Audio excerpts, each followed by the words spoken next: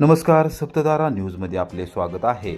आज सोमवार दिनांक 18 मार्च 2024 न्यूज बुलेटिनमध्ये जाणून घेऊया आजच्या ठळक घडामोडी। स्वराज्याची राजधानी किल्ले रायगड 18 मार्च 1773 रोजी तिसऱ्या वेळी स्वराज्यात आणण्याच्या मोहिमेमध्ये कोरेगावचे शमशेर बहादर खंडेराव बर्गे आणि त्यांच्या सहकाऱ्यांनी मोलाची कामगिरी बजावलेली घटनेला आज 251 वर्ष पूर्ण झाली। त्या प्रित्यर्थ कोरेगाव येथील बर्गे मंडळीच्या वतीने सोमवारी दुपारी 2 वाजता किल्ले रायगडावर खंडेराव बर्गे पराक्रम शौर्य अभिमान दिवस साजरा करण्यात आला। या सोहळ्यास बर्गे घराण्यातील महिलांची लक्षणीय उपस्थिती होती। कोरेगाव विकास आघाडीचे अध्यक्ष तथा प्रथम नगराध्यक्ष प्रशांत उर्फ राजाभाऊ बर्गे, ज्येष्ठ विधिज्ञ चंद्रशेखर बर्गे, इतिहास संशोधक पांडुरंग सुतार, विलासराव बर्गे, सुरेशाबा बर्गे, उदयसिंह बर्गे, पांडुरंग बर्गे, ॲडव्होकेट युवराज बर्गे, रवींद्र भोतालजी, आशालता बर्गे, पुष्पा बर्गे, सुमन साळुंगे, नलिनी बर्गे, उज्ज्वला बर्गे, रेखा बर्गे, सविता बर्गे, सुनीता येवले, रत्नमाला सुतार, सुनंदा शिंदे आदींसह बर्गे मंडळी रायगडच्या पायथ्याशी सकाळी 10 वाजता दाखल झाले। त्यानंतर गडावर गेले। प्रथमतः राजदरबारातील मेघडंबरीतील सिंहासनाधीष्ट छत्रपती शिवाजी महाराजांच्या पुतळ्याचे मान्यवरांनी पूजन करून पुष्पहार अर्पण करून अभिवादन केले। यावेळी छत्रपती शिवाजी महाराज, संभाजी महाराज, शमशेर बहादर खंडेराव बर्गे यांच्या विजयाच्या घोषणा दिल्या। त्यानंतर होळीचा माळ येथील शिवाजी महाराज पुतळा, जगदीश्वर मंदिराजवळ असलेल्या छत्रपती शिवाजी महाराज यांच्या समाधीचे पूजन करून पुष्पहार अर्पण करण्यात आला। यावेळी मंदिरामधील शिवपिंडीचेही दर्शन घेतले। राजाभाऊ बर्गे म्हणाले की दरवर्षी आजच्या दिवशी बर्गे घराण्यातील मंडळींनी रायगडावर जाऊन छत्रपती शिवाजी महाराज पुतळा दर्शन, किल्ले रायगड पूजन, शिवाजी महाराज खंडेराव बर्गे यांच्या शौर्याचे स्मरण करून त्यांच्या शौर्याची परंपरा आपापल्या क्षेत्रात प्रत्यक्षात आणण्याची शपथ घेतली आहे। ॲडव्होकेट बर्गे सुतार यांनी आजच्या दिवसाचे महत्त्व सांगून तरुणांनी, पराक्रमी योद्ध्यांनी स्वराज्यासाठी केलेल्या कार्याची प्रेरणा घ्यावी असे आवाहन केले। यावेळी सुरेश काटे, फत्तेसिंह बर्गे, शंकरराव बर्गे, मधुकर ननावरे, प्रणव बर्गे, तेजस बर्गे, आनंदराव बर्गे, निशांत माने, नवनाथ पवार, लक्ष्मण भोतालजी, संदीप सुतार, अभिजित बर्गे, बाळकृष्ण बर्गे, राजू मुलानी, संजय बर्गे, नितीन बर्गे आदी मान्यवर यावेळी उपस्थित होते। जय भवानी, जय शिवाजी, छत्रपती शिवाजी महाराज की जय, जय भवानी, जय शिवाजी, खंडेराव बर्गेंचा जय। लोकसभा निवडणुकीच्या पार्श्वभूमीवर कोरेगावात पोलिसांचे सशस्त्र पथसंचलन गैरप्रकार खपवून घेतले जाणार नाही। पोलीस निरीक्षक घनश्याम बल्लाळ यांचा इशारा। लोकसभा निवडणुकीच्या पार्श्वभूमीवर कायदा व सुरक्षा व्यवस्था अबाधित राहावी यासाठी कोरेगाव शहरातील प्रमुख मार्गावर सोमवारी सायंकाळी 6:30 वाजता पोलिसांनी सशस्त्र पथसंचलन केले।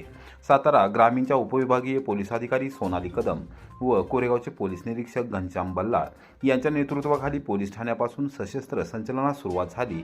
उपनिरीक्षक दीपाली मुसळे यांच्यासह पोलीस ठाण्यातील कर्मचाऱ्यांसह होमगार्ड पथकही सहभागी झाले होते।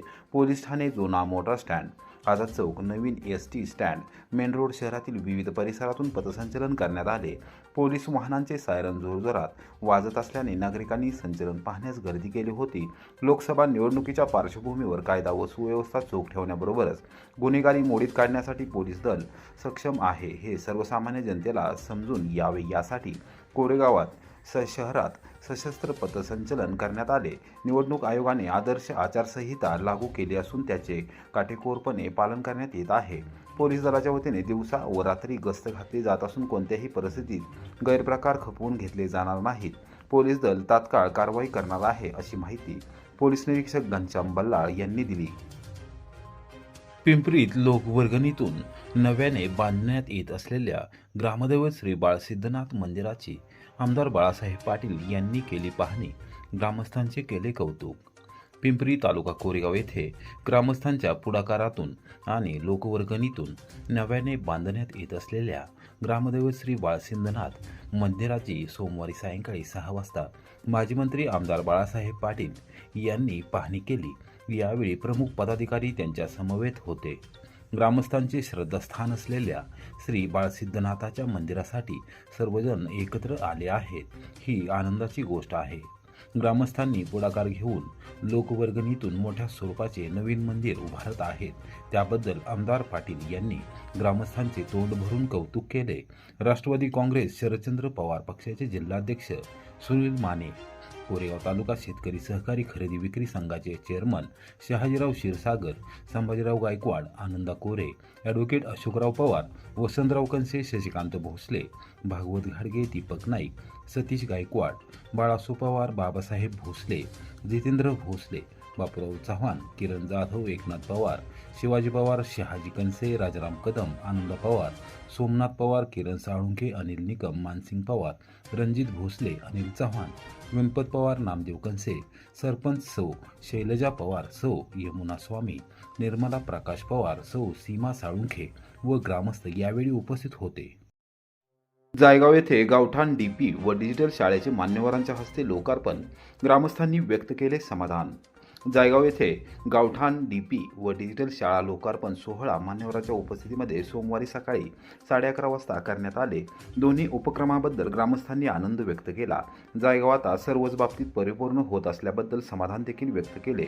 ज्योतिबानगर, चिलुबाई वस्ती, बोरजाई वस्ती व गावांमध्ये 64 kV क्षमतेच्या डीपीद्वारे वीज पुरवठा होत होता. त्यामुळे टीव्ही, मिक्सर, फ्रीज, कडबाकुट्टी, मिल्किंग मशीन आदी घरगुती आणि वाणिज्य उपकरणे पुरेशा विजेअभावी व्यवस्थितरित्या चालत नव्हती. वस्तीवर स्ट्रीट लाईट नव्हती. म्हणून ग्रामपंचायतीने महावितरण कंपनीकडे नवीन गावठाण डीपीसाठी प्रस्ताव सादर केला होता. त्यानुसार 100 kV क्षमतेचा डीपी मंजूर झाला आहे. महावितरण कंपनीची शाखा अभियंता जाधव व माने यांचे तांत्रिक सहाय्य ग्रामपंचायतीला मिळाले. जायगावचा खूप वर्षाचा प्रश्न निकाली निघाल्यामुळे ग्रामस्थांमध्ये आनंदाचे वातावरण आहे. जिल्हा नियोजन समिती सदस्य वासुदेव काका माने, सरपंच नाथाभाऊ कदम, अक्षय रसाळ, बाबूराव कदम, सुनीता कदम, संगीता देशमुख, संतोष खाडगे, दोंडेराम खाडगे, विजय कदम, नानासो पाचांगणे, शंकर यादव, संतोष संगपाळ, विक्रम करांडे, सचिन संगपाळ, संजय संगपाळ, सूर्यकांत कदम, नंदकुमार कांबळे, राजेंद्र विशे, शंकर कदम, विठ्ठल भोसले, दशरथ कदम, अधिक कदम, मुख्याध्यापक झांजुर्णे, माने, जाधव, निकम, सकटे आदींसह यावेळी ग्रामस्थ उपस्थित होते.